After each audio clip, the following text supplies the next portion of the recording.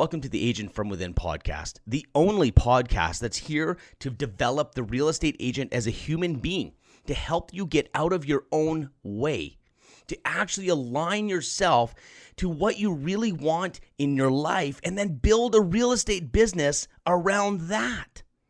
We have to focus on the person behind the strategies. Yes, this is going to be filled with tactics, business advice, amazing interviews.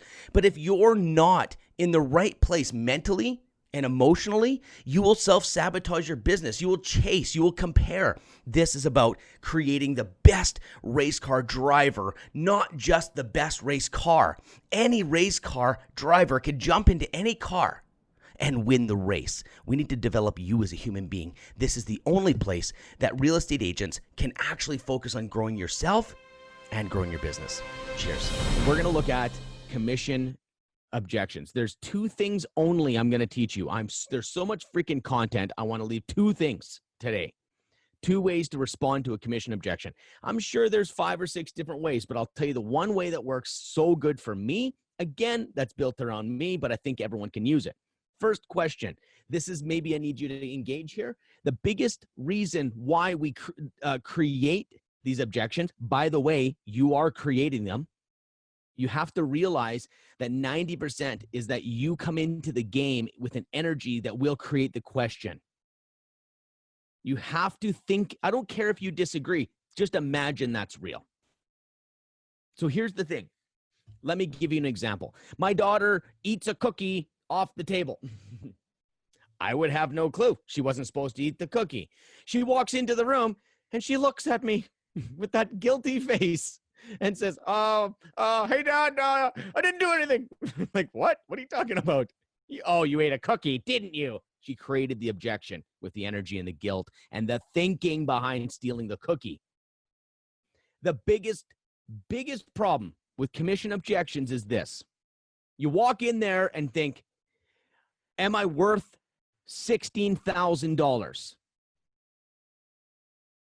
Do you know how many agents are not worth the commissions that they charge? Most of them. How's their feedback? How's their response time? How's their sales ability? How can they hold a deal together? How is the support system around them so they can actually focus on selling? Are they constantly stressed out?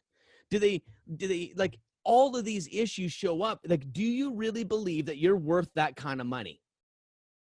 Hard question. Because if you don't walk into that meeting going, I'm worth every dollar. I'm not talking about looking in the mirror and convincing yourself, I'm worth it, I'm worth it. Who cares about the positive bullshit talk? It's what you really believe. Like, what do you effing believe how worth my worth is? So this is a deeper issue again. Why do you think I teach personal coaching and transformational inner work? Because if I can shift your personal value, you're instantly going to get more people that are going to pay you more money. This is how the world works. It will mirror you, but it doesn't mirror your positivity. It mirrors your core beliefs about yourself, and then the world gives you that. If you don't think that you've got value, we've got a bigger problem. I can give you 50 techniques, and it will not change anything.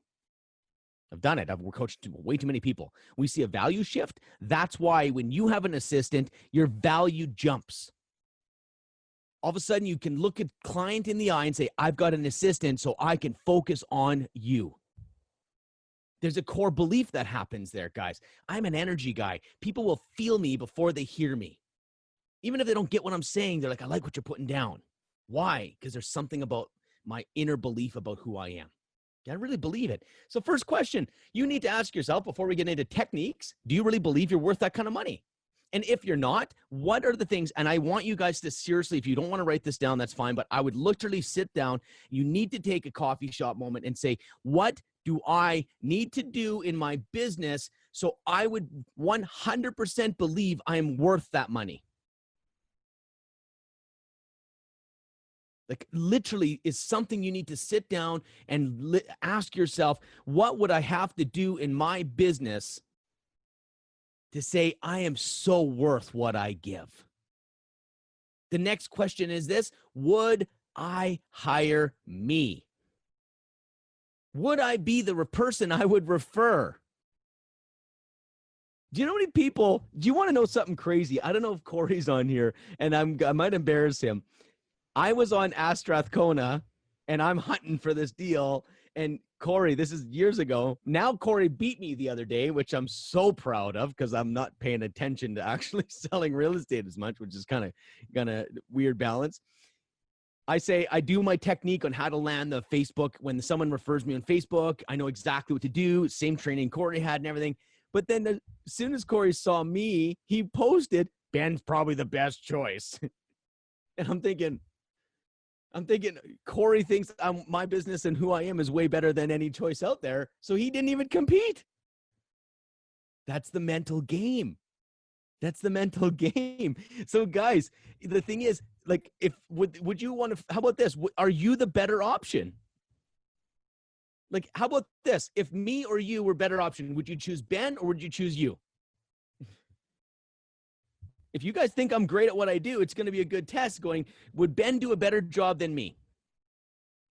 Would the top guy do a better job than me? If you can't seriously look at me in the eye and say, no, I'll do a better job, here's how you get your head around the thinking about maybe putting someone on a pedestal is this.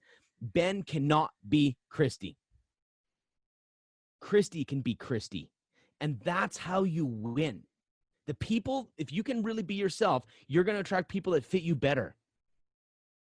Do you understand? But then you have to believe your feedback system's freaking amazing. You have to believe that your ability to chase a lead and convert a deal is amazing. You got to believe that your negotiation skills are top. You have to believe, even if they're not, you got to believe that they are. You have to know that I know what I'm doing here.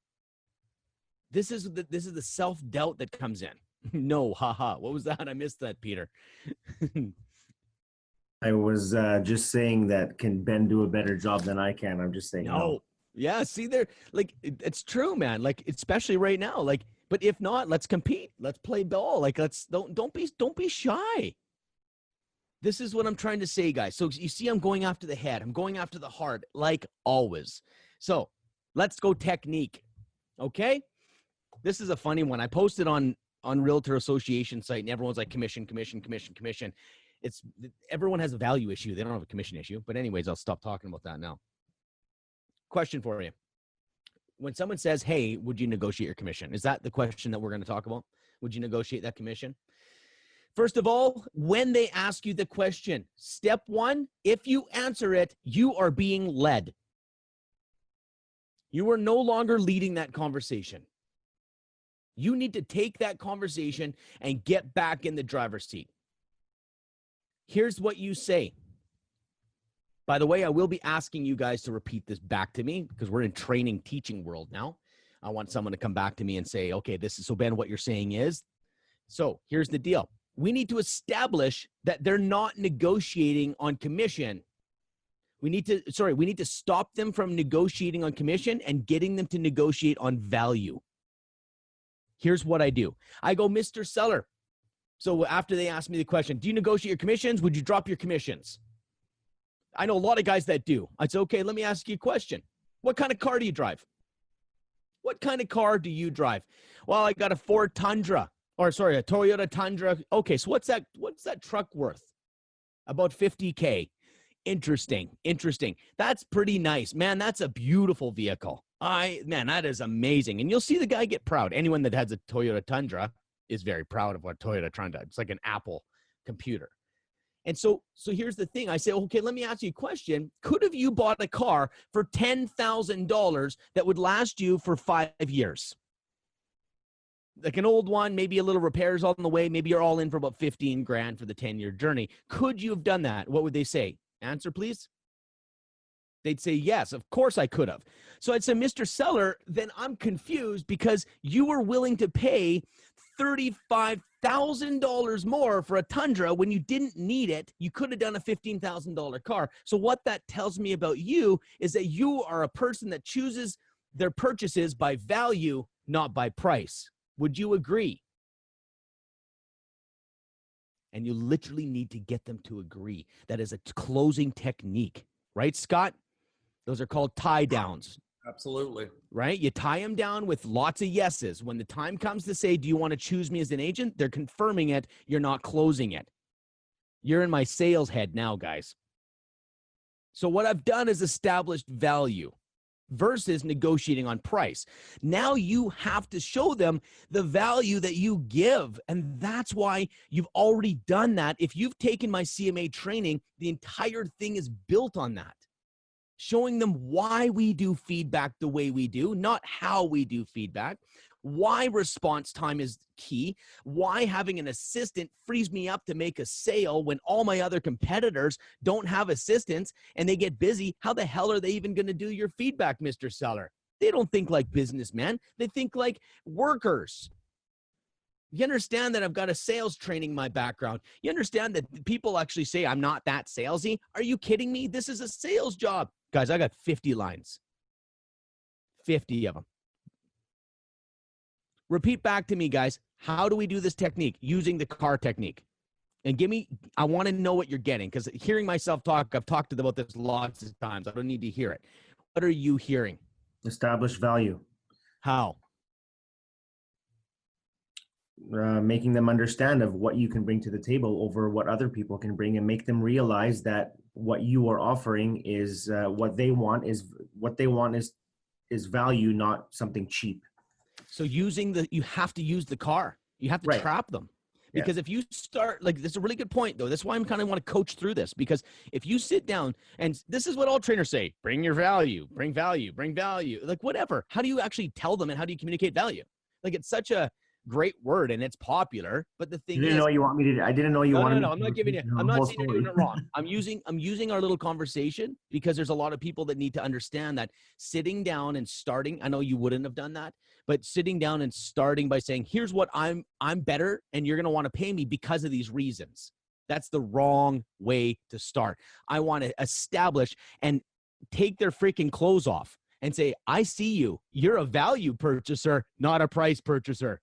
And they're going to be like, "Oh yeah, okay." Because I'd say this, the reason why you're asking for commissions is because how many agents are offering nothing but a sign, a lockbox, and getting you on MLS? If that's all I've offered, go to Purple Bricks, go to Comfrey. Why don't you put a sign on your lawn, get yourself a lockbox, and get on MLS?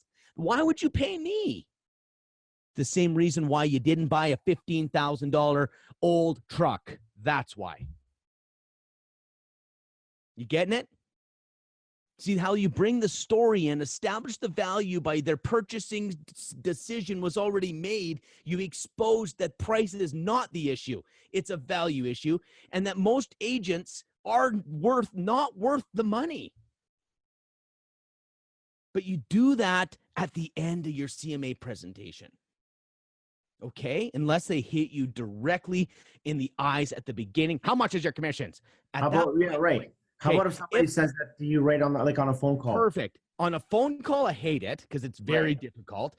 This is what I would say. If they've got the balls, remember, go back, guys. Go back to the training on personality. If they got the balls to say that shit to your face, they are looking to see how you're going to react, not just the answer. They are the logical buyer, and they're going to go, it's almost like a jail thing, okay? Guy goes, "I'm going to kick your ass. Get over here. Get over here." If you go, "F you," they're like, "Okay, I like this guy." It's literally that personality. It's the logical, I want to see how credible he is. So if they go, "Hey, what's your commissions? Let's get right down to it." I'd say, is that how you make all your decisions? Cheapest man wins or what? So you're telling me, see, I took control of the conversation. You're telling me at a certain price, at what price you'll just hire me? You won't even ask me how I'm going to be selling your house? That's really the way you're going to choose me? Okay, great. What's your price? Let's get it going. I'll come over and list your house. What do you want to pay commissions? And with this frantic energy that I'm showing you. But again, I read every human being is different, okay? So you can't just take a script. Scripts are bullshit. You have to read the human being and adjust accordingly. Peter, does that answer your question? Because that guy's going to bull over you so fast. Do you know what most agents will do? Newbies? Well, what we have, we do negotiate. Yeah. Oh, yeah. Is there any way I can just come over? Because I can come over and price your house, and we'll talk about commissions later. And I mean, like, why is that really how you're going to choose your real estate agent? Really? Oh, that's weird. Like, you know, what if they don't wear socks and no, like, what if they don't even wear pants? Are you cool with that? Oh, so dress code's probably important. Like, if you have a naked real estate agent, would you hire them if they're cheap enough? So now I want to tell you guys this. By the way, I'm being sarcastic because that's what they love. Please realize something very, very important. When price is a real issue, you cannot sell around it.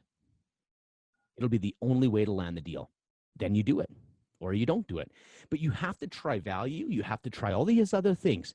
But at the end, if they still aren't budging, maybe price is the issue. When price is the issue, it's the only issue. That's worth writing down. Because when you're sitting there and you're like, I can't get this guy to pay. Well, guess what, guys? Do you want the deal? Because price is the real issue. Let's make an example, okay? Let's do something very practical. If a lady got in a divorce, she's only got 15 grand of equity to pay commissions and sell and get out. They literally have 15 grand, and you're saying for 20 grand, I'll sell your house. Price is the real issue. And no matter, you could be fucking King Tut, you could be a magician, you could do whatever you want, and nothing matters because she doesn't have the money. Do you get that? What are you hearing back? I need to hear back from some people here. And that's okay. That's okay. If you get to the point where money is truly the issue and you've overcome the objections, but it is a money issue, then that's okay. Then you make the decision. What It's I got not a lose game. It's not like beating them. It's like, okay, I guess 5 grand. Do you want the deal? That's all I can pay. Okay. Or not. A lot of things I picked up from the CMA presentation was simply overcoming objections by building the value, but overcoming objections before they happen. Way before. Yeah. Because once you do that, it is so much easier destroying an objection before it even occurs. When it comes up, it's because you've not covered something. Now you have, now you're fighting, you're pushing, right? It's Scott. Thank you for making that point. Like it's almost like someone walks in and they're allergic to honey, a weird example, right? And you've got someone at a barbecue and go, oh, by the way, I've got peanut butter and jam for you. I don't have honey. And they're just like, wow, you get me. You've got all my questions. Thank you. So when 99.9% of the time when I'm done my CMA, I say, is there any other questions? And they sit back with the most impressed look. And there's like, I really don't. So I said, okay, great. So do you want to list tomorrow? Like, when do you want to get going on this? I don't close deals. That's bullshit. I confirm them.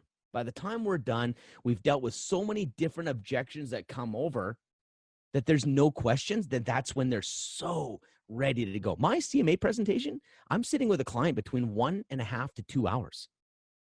Anyone that goes in 30 minutes and I come in after, they're done. I come in, I'm reading the play, we're connecting, but I'm walking them through feedback. I'm walking them through how we market, the thinking behind how we use our videos, the thinking behind how we set up our pictures, that they're done in 2-inch squares versus the photographers that come in and see the big screen. Like, there's so many different things. I show them the thinking behind my business. And I undermine every poor guy that ever goes behind me or before me. You know, the technique, always be the last guy or first guy. I don't care who they come in. I'm just going to create such ridiculous contrast that they want a chance. Do you see how confident I am? Because I know what I got and I know what I'm competing against. That's why. If you don't have that feeling, you're losing. You're 50-50. You might get them. You got to walk in there and go, there's no one that's better. And if you don't have a business that you can do that, well, then make a business that's better than everybody else. It's not cocky. Just understand the psychology of what people need and what it takes to sell a house. Empathy, understand that there's sometimes you need sarcasm. Sometimes you need to maybe response time. Like, you got to go through the whole layers of that. Next thing. So that was what I call the value versus price. Get them negotiating, change the conversation to value versus price. But if you haven't given enough value, you're going to lose that. That argument is not going to beat you, because if all you're doing is a sign in a lockbox and you try to use the value close or the value presentation using the car, you're just going to look like an idiot. Because they're going to go, okay, great. Yeah, you're right. I bought a Toyota Tundra, but guess what? Where's your value, dude? Why are you different? And if they are asking that question, you did not do a good job presenting what you do, or you just don't do enough. Simple. Let's get real. We don't need to go around the bush on this. It's just real. Maybe you're not doing enough. Maybe your business isn't done enough. That's why an assistant is the opening door to beating the other guys. Hands down. You could talk about having an assistant so you can have response time. How many agents are out there not answering their calls? I talk about having a voice to text, and I sit there and I say, do you know what? For example, guys, I've missed 2 calls here. If you've noticed, I've missed 2 calls. Just imagine if I was selling your house and I was sitting there missing calls. You know what? All my calls go to my assistant so she can book showings. By the way, if it does come through my phone, I've got a voice to text. It's $5 a month. And guess what? It says this. If you want to call it right now, you can. And sometimes I'll call my phone. Listen to it right now because I understand sales and service. So what I want to do is say, okay, they're going to call me. They're going to say, it says, hey, I will interrupt my meeting to answer my phone, but it will be converted into text first. Leave a message, it'll be converted to text, and I will answer it. I will interrupt my meeting if it's really important. I said, that is because you know that I'm going to be in other meetings like I am in right now. And then guess what's going to happen? I'm going to ignore all these showings. What if they're stuck in front of the house with the lockbox issue? What if something is last minute? They're from out of town. They've flown into town. It's a military transfer. They just happen to miss the house. They see the house they want in right now. And I'm sitting there pricing someone else's house. This is why you want to hire me, because I think about getting people into your house faster than other people. Do you know why you want to hire me? Because I answer my phone. And I understand speed is how you win. So do you understand? I'm showing you how I literally sell. You want to see what conviction does? I'll go all day because you know why? When it comes down to how intense I get right now, is because I'm pissed off a little bit inside because of the bullshit that these sellers got to deal with. And these people don't know how to actually do the business. It's about how are you answering your phone. So I changed the game and I say, guys, you know what's crazy? I could sit here and tell you all about my awards and being Rookie of the Year and making all these different awards and being the top in Canada. By the way, that is literally how I tell them how great I am. I do a backdoor tactic and I say, hey, you know what? I could tell you that I was Rookie of the Year. I could tell you that I were one of the top Western Canada teams. I tell you that I sold 125 properties last year, but it doesn't matter if I don't answer my phone. You like how I set that up? That's how you set it up. That's how you're like, you know what? Last year I was medallion and I've won all these awards, but it doesn't matter unless I answer my phone. Like that is a wonderful way to slip in all your awards. Or you can be like everyone else, go, okay, guys, I've done this. I've done this. Here's my resume. Like, it's not an effing interview. I hope you're getting this because I get so ticked off, but having a little bit of ticked off energy is passion. I'm not out of control. I'm consciously ticked off. Be okay with showing some emotion. You understand? It's compelling. They're going to choose you because you know that I'm going to not say, I'm going to fight for you during negotiations. No, I'm fighting for you right now. And as you see that, I don't have to say it. Got it? Next. This one's good. So what we want to do is once you've established value, you still got to talk about commissions. And if that objection is there, here's the next layer. It's going to be talking about profit versus the cost of commission. So what I do is to say, look, and I write it down. I literally write down $16,000. And I divide that by 2 because Mr. Seller, the thing is, what you got to realize is that in Canada and in the States and different places, what happens is that we in this area, you have to pay for 2 commissions. It's $8,000 for the buyer and $8,000 for me. But here's the thing. If we discount the buyer, a lot of agents won't show your house, especially in this area, because everyone's paying this much. There are a few discount brokerages out there, and they have their place. A lot of people might not be able to afford to sell. It might be an option, but the fact is they take longer to sell. By the way, if I was coaching a 2% or a low brokerage, I would not be saying this. I have other ways to position myself to beat the expensive agents. And the value I give is cheaper. Like I can sell that way too. But majority of people are, what I don't want to do is justify why you pay me. I want you to pay me a ton of money. So I want to justify that right now. So what I do is say, so first of all, we can't discount the buyer side because the buyer side is what brings in 3,500 real estate agents in this city are going to see that you're paying $8,000. Just imagine for a minute, $8,000 for that house, next house, $8,000, the next house is $4,000, the next house is $8,000. Just even the honest human being is not going to want you to buy that house. You will literally be working against yourself. That is one thing that we can't lower that price. So the question is, how much more can I lower my price? So we've got $8,000. Mr. Seller, I just want to show you how much money I'm going to make. So first of all, you write down 8,000. Then you say, just so you know, as a business owner, because this is not an employee, I got to take off my taxes and pay Revenue Canada. So you're looking at 8,000, which is called gross revenue. It's gross. It is gross because it's not what I get. So if you take off 20%, that's the $2,000 that I got to instantly send Revenue Canada. This is why most real estate agents fail. This is what I say. Most real estate agents fail so miserably in this business because they make 60 grand and never pay $1 of tax. Then the next year they owe $20,000, $30,000. Then they're behind for the next 10 years. They never make it out. They don't realize it because they think, oh, I make 8 grand. This is amazing. Oh, this is so awesome. They don't realize that's not what you make. Here's what you make. Let's just say a budget of $1,500 to run my business. By the way, I pay about 25 grand a year just to have a license, okay? I got to also pay about $2,000 just to get all my signs. Every lockbox costs me $150. And I have an assistant so we can actually serve you and sell you. The entire system, if we average it out, and plus the cost of getting it on MLS and actually marketing your house, doing some flyer work, doing all these different things we're going to do, is $1,500 a pop. So let's just say it's $1,500. It could be more, it could be less, but that's just a number so I can show this to you. We're down to $5,500 of profit. Out of $16,000, I'm trying to make about 5 grand. So you understand that this is how it really works. Now, guys, this is called reducing it to the ridiculous. It's literally a sales technique. It's the same thing that World Vision uses. For $1 a day, you just have one less coffee and you could save children. It's called reduce it to the ridiculous. I can't afford $100. Well, what if you reduce it to, in 200 days, it's only $1 a day.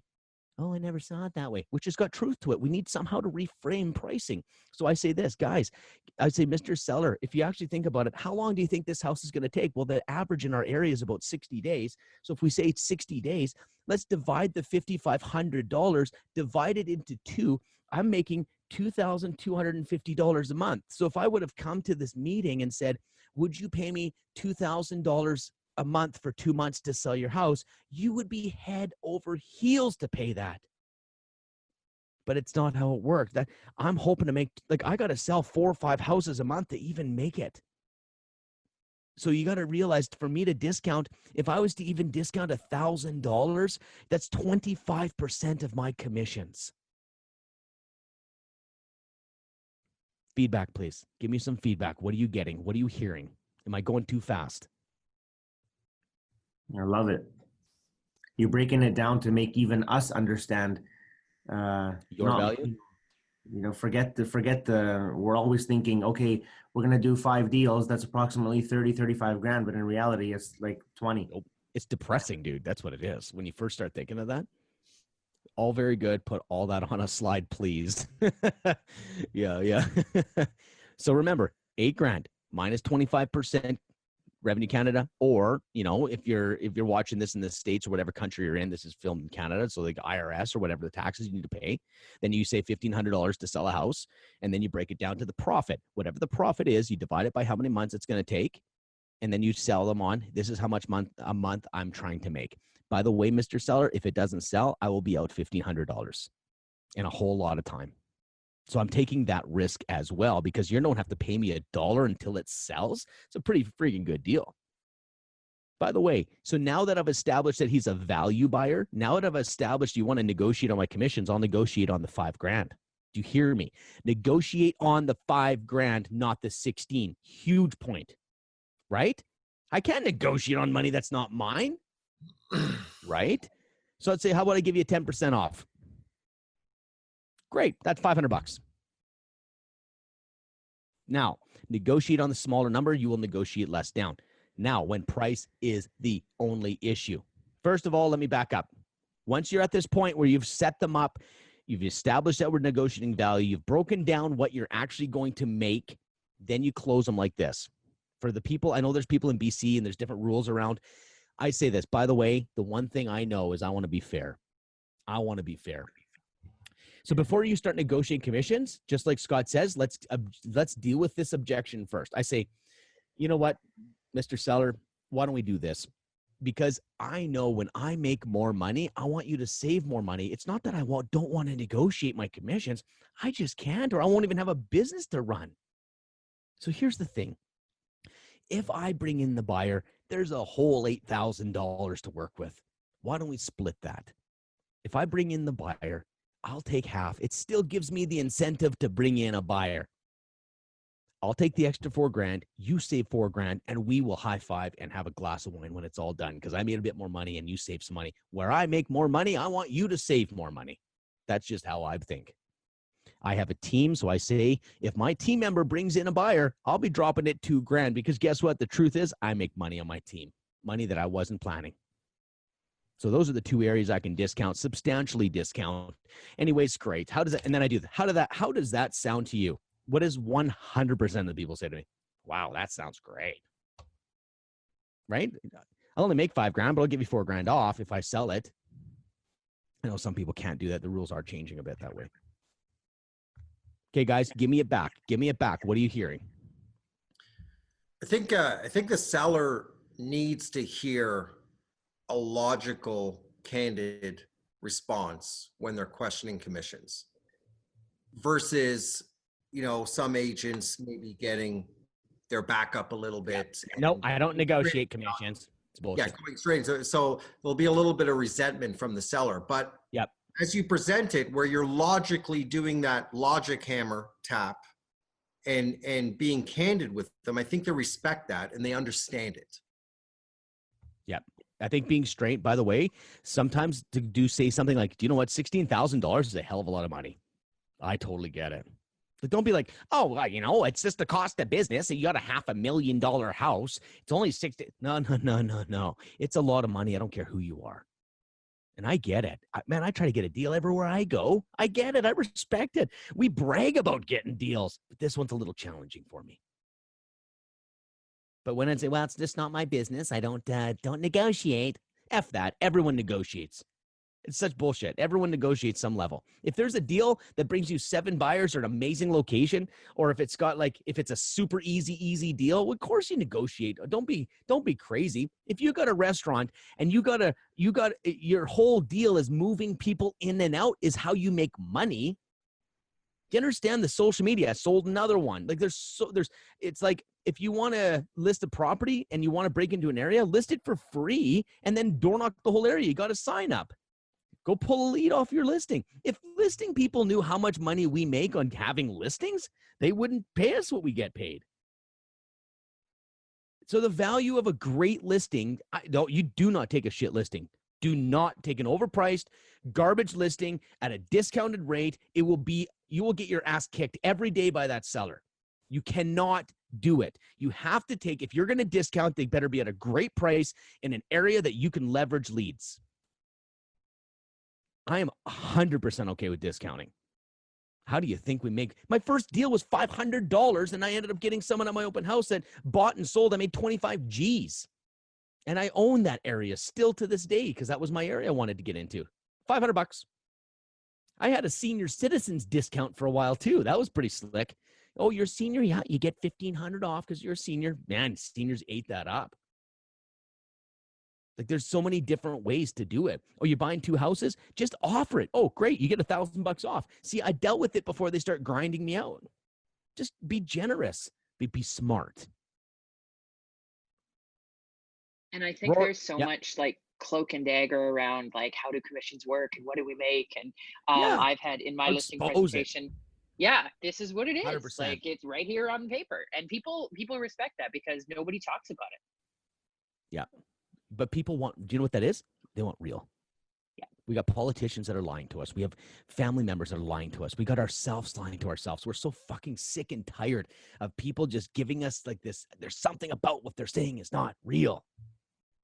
That's the bullshit we're sick and tired of. That's why I roll, man. Like I embarrass myself. I'm so real because I'm so desperate to inspire someone to be real because I know the value increases. Your business flourishes. People are so hungry. Do you remember the lesson I gave on the 100 million people plus? They're the people that are authentic and self-aware. They're not even smart. You be authentic and be yourself and be self-aware. It doesn't matter how good you are at sales. You want to see yourself double your income? Really be you. Nobody can compete with you. I'm the most weirdest real estate trainer on the planet. I promise. You're like, okay, guys, let's get our 7 scripts out. Did you practice? Let's go. Let's go around the room and practice our scripts. You don't need to when you love who you are. You're happy with your skin. You're not scared to tell the truth. Then the techniques are fun because then the person running them is like a race car driver, you know? Jim, sale process, we're dealing with $1 million house at 2.5 aside. NBC, same process when dealing with $1 million house. Are you asking, is it the same process, Jim? Yeah, same. Like, do you go through the same breakdown? Well, there's the question is you need to find out what they want. You can't get right into it. So I want to say, like, okay, what are your expectations on this? Like, are they looking for a commission deal? Well, I got a lot more to play with. Is it going to be a good sale? Like, is it going to be something that's going to sell? Is it going to be a grind it out? And what are my competitors doing? Like, I need to go in there and I need to feel that person out. So if you're looking at a $2 or $3 million sale, you freaking bet we're discounting because everyone is, because there's a sick amount of money in it. But you got to realize if you're going to do that kind of marketing, is what your business does good enough? Like, do you really believe that? You got to believe that it is. I think sales and response time and chasing a lead, but maybe there's some out of town marketing that you need to do, Jim. Maybe there is some publications to get into on the higher end coming in from, India or coming in from China. Like, you might have to think differently in that world. So you got to really think about a marketing plan that's going to be maybe, and I would build it out of sales, not just branding, but just like, and then you might have to get into some publications, some networks that are going to buy overseas a lot of times. Maybe you need a website that's converted into Mandarin. Like, you got to get creative and go, here's what I'm going to do. Maybe it's a custom website for their house. Maybe it's, who knows? Like, you just have to believe that what you're doing is giving enough value for the money you're getting. So yes, it's the same process, but if you're going to make $100,000 on a sale and you want a discount to 90, who the F cares? Like, I'm talking regular Joe thinking. Okay. I'm not talking the guy that's the $1 million guy that's banging out, these things on a weekly basis. Well, then yeah, sure. Pay full pop. But if you're not that guy that's dominating in the $1 million houses, get the listing. And maybe you can utilize it to get in there, but you got to get more creative. You got to add value. You got to break it out, but they're going to buy you, Jim. They're not going to buy anything else. They're going to have to believe that you are confident enough to take in the job, that you're the right man, you've got the right systems. But that's where you start saying, I'm a business owner versus a worker. I'll tell you right now, the response time is insane. I've got an assistant I've got a team that takes care of things for me so I can focus on my skill, which is selling your house. Like, those are the lines that no one's saying. No one's saying. Any other questions, guys? We're not going to go long today, which we're at an hour. We're going to keep it tight. Anything else, guys? Any other questions regarding this? Is everyone getting this? I'm just kind of curious. I want to make sure that these are like very powerful tools that become I got hundreds of these little one-liners and perceptions, and it's just understanding humans, and then you can position it. It's just put it into action, fumble on it, ride the bike, fall off the bike, ride the bike, fall off the bike, and then learn how to ride a bike. You have to put this in. You're going to be like an idiot at first, but hey, you know what? Do you have a car? He's like, no, I got a dirt bike. Oh shit. What do I do now? It was supposed to be a car. Like, it just fumble through it, fail. Who gives a shit? And look at him and say, look, I feel like I'm totally failing. Like, at the end of the day, I just want you to list with me. Like, if you're failing, abort with authenticity. Just abort. Like, if you're trying a technique and it fails, just go, you know what? To be honest with you, I'm just trying to establish value versus price. What do you mean? Well, who cares? People will buy you because you fumble through honesty. Because if you're about to lose it, you're not going to, unless you're slick, you won't win it. So that's the final straw. You pull the chute and go authentic, hard authentic. Because that's your only, and then they're going to go, I can trust him. You're going to go all in that they're trustworthy. So that's called showing your cards.